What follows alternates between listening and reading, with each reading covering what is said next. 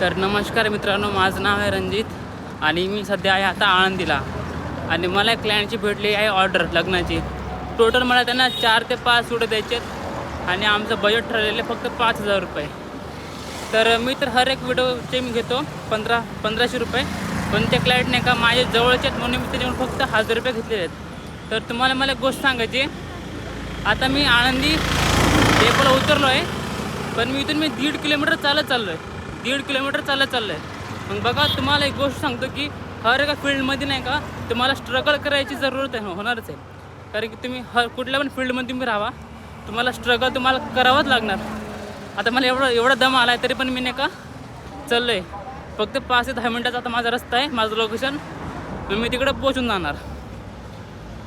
तुम्हाला ते सांगतोय, जर तुम्ही कुठल्या पण फील्डमध्ये तुम्ही काम करताना तुम्हाला स्ट्रगल तुम्हाला करावंच लागेल.